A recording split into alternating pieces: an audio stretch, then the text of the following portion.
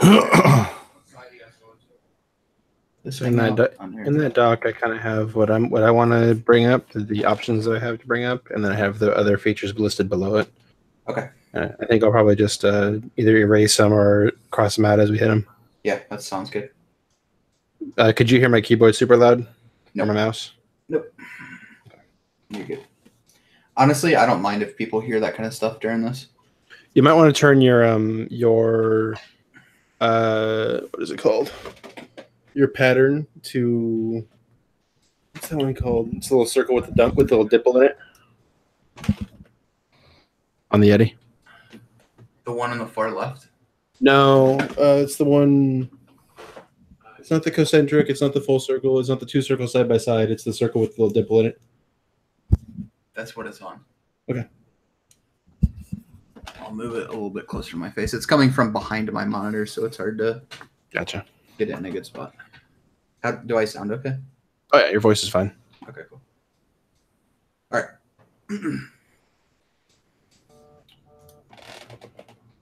Welcome to the Android Guys Hot Take. Today, we are talking about Android 9.0 Pie. With me today are editors Andrew Myrick and Donovan Jeska to talk about the new update. Guys, it has been quite a while since we have done one of these podcasts. How the hell are you doing? Doing pretty good. Doing all right over here. Man, don't sound so enthusiastic. I hope you guys are more pumped up about the new update that we got a little bit early, thinking we were going to get it here in a couple weeks, but it dropped a little bit early. Do either of you have phones that can run it yet? Oh, yeah. OnePlus 6 is compatible. Absolutely. Nice. Yeah, and I'm rocking the Pixel 2 XL. Awesome. Andrew, what's your favorite new feature that you've seen so far? My favorite new feature, probably the multitasking, to be honest. Yeah, you like the new pane. Yeah, I'm coming from an iPhone X, so gesture control is I picked it up pretty easily. Okay. Do you think that there's more functionality in that new multitasking, or does it take a? For me, it always felt like it took a little bit longer to get to where I wanted to go with that. Yeah, I mean, it doesn't bother me as much now that I'm used to it because I've been using P for the last 2 weeks, 3 weeks, maybe a little bit longer. Mm-hmm. The only thing that kind of frustrates me is getting into the app drawer because it's either one very long, slow swipe up, or you got to do a double swipe to access it.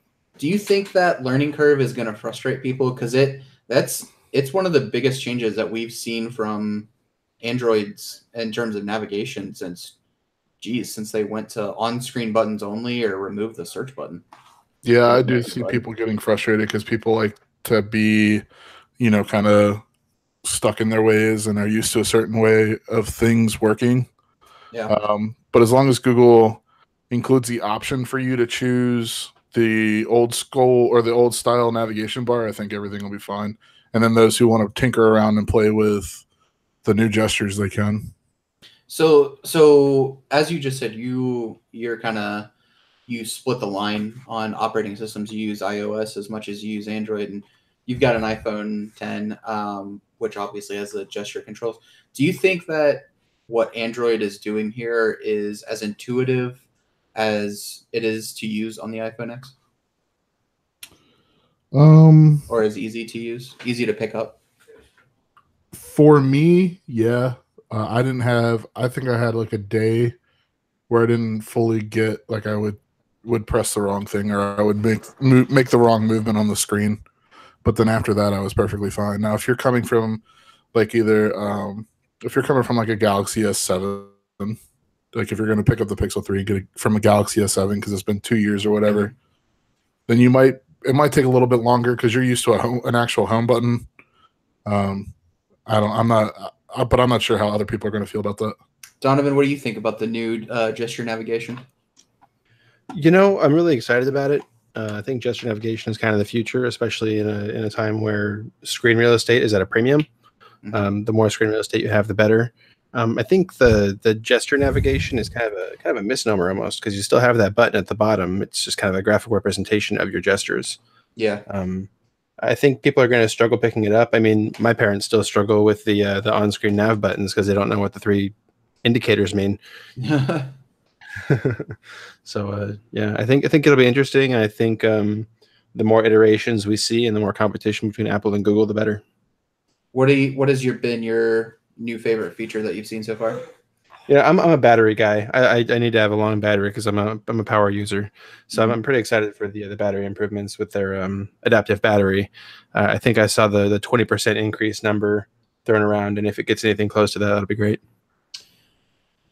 Getting 20% more out of your battery would be amazing. I'm not quite sure if I believe that that's going to be, a real possibility, because that could bump you from 5 to 6 hours of screen on time, or get you into that second day of usage. So, I mean, that would be a crazy bump, and if that is true and they can prove it, I mean, they better shout that from the rooftops, put it on every commercial that they can think of, because as we all know, battery life and cameras are king. Yeah, I mean, it's almost like people want bigger batteries. If only some of the larger OEMs would think about that when they were making them. Everyone with slimmer phones, don't you know that? Bigger batteries, silly. 3,000 milliamps is obviously the standard. Yeah, it's crazy to think about that, because when I got into phones, back around when the first iPhone came out, and we first started seeing Androids, 3,000 milliamp hours is. I mean, that would have lasted you 3 weeks. It was huge. So what else do you like? What else did you see that you liked in the operating system with this update, Donovan? The truly adaptive screen brightness kind of caught my eye, especially considering most people look at screen brightness and they're thinking it's already adaptive. Mm-hmm. But this is truly adaptive, meaning that it learns from your behaviors when you like the screen at max brightness, when you like it at low brightness, and things like that, as opposed to just relying on the light sensor on the phone. So we saw Google, even with the update name, emphasize that this is an AI operating system. Is this adaptive brightness and the battery that you're talking about? Is that more of what they're talking about with their AI initiatives in this operating system? Yeah, I think it is. I mean, AI in terms of like a pop culture standpoint doesn't mean the same thing as the AI we're talking about here. Yeah. In this, it's more like a machine learning based on your inputs rather than Skynet trying to take over the world. Andrew, is AI all it's cracked up to be, or are these small changes that people aren't really going to notice? Pardon me, it's getting there, I think. Google is like really killing it, and Apple's trying to catch up with their new Siri shortcuts in terms of like the AI game and stuff like that. But those look cool. Yeah, I think we're definitely moving in the right direction. I mean, even if it's just incremental updates, it's better than staying stagnant for too long. So speaking of stagnant, does this update just feel kind of plain to you? I mean, to me, it feels like there's no like show-stopping features. It's a collection of smaller stuff. There's not, Project Butter or anything like that in this. Are you guys whelmed? Are you overwhelmed? What's your excitement level to actually put this on your phones? I mean, I dropped my iPhone X. Like, I'm not using it anymore. I went and bought a Pixel 2 XL just for P. Wow. It's not flashy. It's not fancy, but it's long. In my opinion, it's long overdue. It seems to fix a lot of qualms and quirks that I had about Android previously, and seems a lot more solid overall. Like, I was running P for the last 3 weeks or so through the beta program, and I had some stutters and stuff like that. Some random stuff would stop working, but overall it was extremely smooth. And now that I have the final product and the day and a half that I've had it on here, it just is everything that I've been wanting for Android to become, kind of thing. What do you think, Donovan? Yeah, I'd agree with that. I mean, people will look at the feature list, and as you said, there's no show-stopping feature. But at the same time, people consider show-stopping features to be features you can see, like Google's material design, for example, is a show-stopping or a game changer. But I don't think it necessarily has to be. There's a lot of really convenient, really user-friendly features, including in this update, and I think it's going to be great for the operating system. Yeah, I feel like a lot of people are treating this update as a while there isn't a huge feature for me to call out in this. I feel like a lot of people are treating this as a really important stepping stone. I believe it was Chris Carlton over at Android Authority called this, like a maturity update. Android Oh, is agreed. finally Totally. mature enough to have updates like this where they don't have to focus on just adding features or just polishing. They can do a little of both. They can add some really nice features that we appreciate. They can squash some of those bugs, and people will be really happy about that. So Yeah, that's a great insight by Android Authority. Absolutely, a maturity update is a great way to phrase that. yeah. So updates aren't perfect. What are we seeing in this that we features we may have missed out on, or stuff that they put in there that we don't necessarily like? So the one that really stands out to me is the notch support. Google's baked in support for up to 3 notches on a phone, and I have to ask, where would the other 2 notches on a phone be? Ideally, you'd have less than 3 notches on a phone, right? Well, you got your top notch, and then your bottom notch, and then your side notch, obviously. I mean, if you're looking at a phone that already has no bezel on the sides, why would you then need to add a notch? It seems like a step backward to me. Yeah, Andrew, what do you think? Are you okay with the notch life? Or I mean, you got an iPhone X, iPhone 10, so kind of seems like it. But how do you feel about Android building in notch support? I have a feeling we're going to see some stupid phone released in the next like 2 or 3 months, if not sooner, that has 3 notches, and Google's going to be like, "Told you guys, we were ready for it." I had to have it. Had to have those 3 notches. Yep. We don't know what's in them, but we needed them. And the tech press is prove a going to point. go insane. Oh my God, this innovative phone with 3 notches. Look at all these notches. You didn't know you needed 3. I can hear Kellen from Droid Life sighing right now. Right? It'll just be a collective sigh across the tech universe. But I mean, I don't. In terms of the notch itself, it doesn't bother me. 3 notches, that's just dumb. I don't know why you would use 2 notches, but in terms of just having the 1, which is okay with me, I don't have an issue with that. Okay, so here's something that I've been thinking about for the last couple of days. OnePlus has always been looked at as, they've been branding their phones, not so much recently, but in the beginning, as the flagship killer. Is Android Pie the Android skin killer? No. No? Why not? Nope. Because Samsung's going to do what the hell it wants to do. No, see, that's not what I mean. You can go buy another phone other than OnePlus. It obviously hasn't killed the flagship, but it puts out an amazing, compelling product. Is Android 9, Android Pie so good that people are going to be like, I want that phone because of that software? Google has always had the upper hand in software because they release patches every month for security, get all the new features first. But LG, Samsung, these big guys, they still put skins on their phones. Is this going to be the software where people are like, I'm going to buy the Pixel because it has that software on it? I think the people that buy Pixels already have that mindset. I don't think Google's going to steal any market share away from Samsung with this, because people that buy Samsungs, they're similar to people that buy iPhones in that way. They kind of stick with their brand. Samsung is dedicated to making Android its own, even if it doesn't actually innovate much. Yeah, but I could theoretically see LG making a move. like to a more stock feel, and I feel like they kind of have. It's not LG software doesn't feel anywhere near as bad as it used to, and it's definitely nowhere near as bad as Samsung.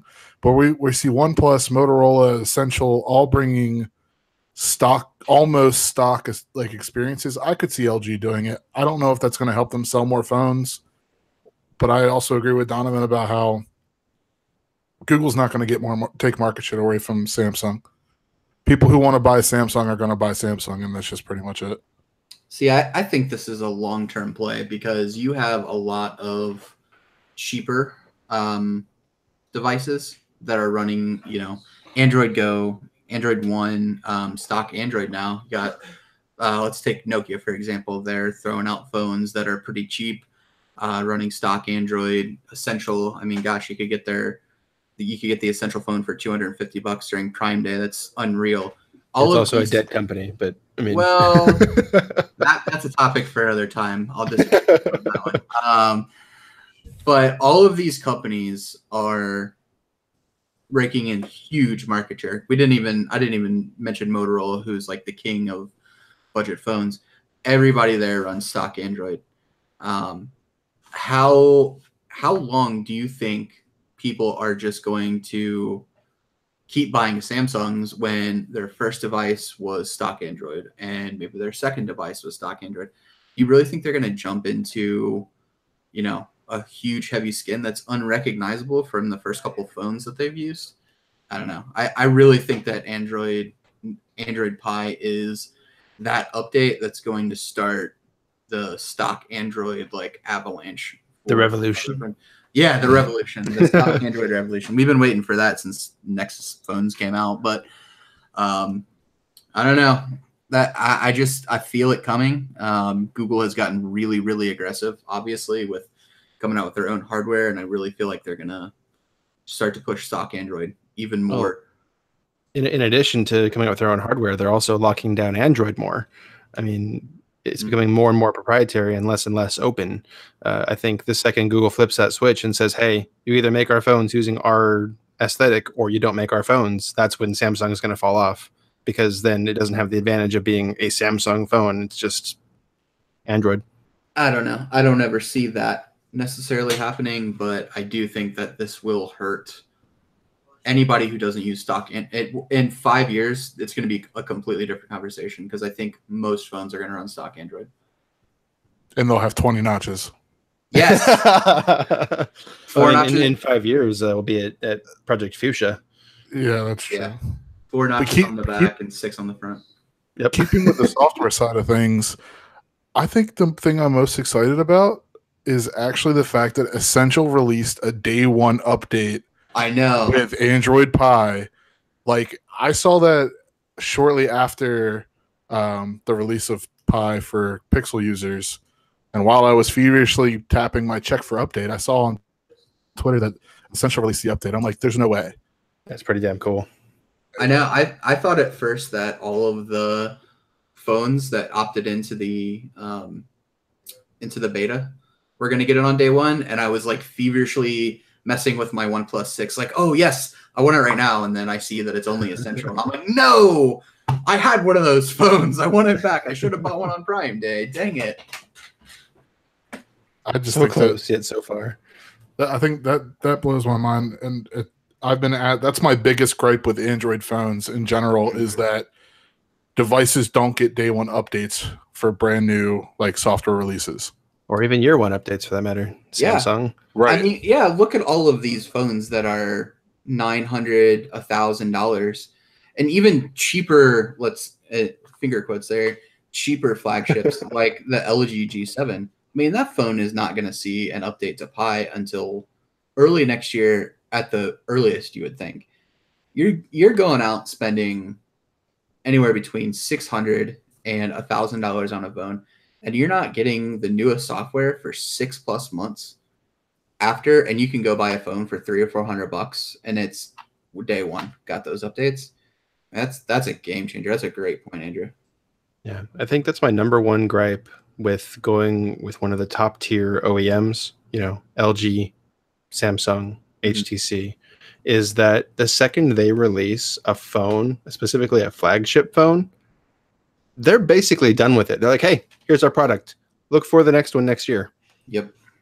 They don't care anymore about your phone once it's in your hands. It's like a new car, you know. They sold it to you. Their part's done. Yep. They got your money. You took it off the lot. It's on you now. Yep. We look forward to getting your $1,000 next year too. Yep. Yeah. So there's no reason for them to support their phones for more than 3 or 4 months while it's still new and fancy. Well, and honestly, why should we, or why should they? Because most of the people are updating or getting new phones every 1 to 2 years. So, if they're just going to go out and buy a new phone in a year, why would we update the old one? That makes no sense for them. They're just pouring money into a dead product. Customer retention. They don't care. There's too many people buying phones. All All right. They have us caught into the 2-year cycle, and now we're stuck. Well, you try using a phone that's 3 or 4 years old and tell me how happy you're going to be. Oh about man, it. my parents use those. And I'm like, I will buy you a new phone for your birthday just so you have one. Yeah, man. Go try to use like a Samsung Galaxy S5. Oh god, it's so bad. Not a great experience right now. All right, that'll wrap it up for us. This has been Android Guys Hot Take. If you want to hear more about Android Pie, head on over to AndroidGuys.com right now. We covered the crap out of this subject. Go ahead and take a look at our announcement thread. It goes into more detail than we'd be able to in 7 or 8 hours of doing this, and you don't want to hear us drag on for that long. And there's plenty of other articles. If you want to see how you can install Android Pie on your phone, head on over. We have got a list right now of what phones can get it and how to put it on there. We would like to thank our sponsor, Blue Microphones, for hooking us up. If you would like to sound as awesome as we do, head over to just head on it over to Google, search for Blue Microphones, pick one up today. We will soon have an exclusive. Let me try that again. I got through almost an entire thing. You might comment on. You might put a link in the post to the Blue mics. I'm going to. If you want to sound as good as we do, head on over to AndroidGuys.com. Click on the link for this post or for this podcast. We will put a link to Blue Microphones right there, so you can get exactly what we're using. And we're eventually going to update that post with a nice discount code whenever Blue gets back to us. Blue, if you're listening, get back to us. So that'll wrap it up. Andrew, Donovan, thanks for joining me. This has been the Android Guys Hot Take. Catch you later. Peace.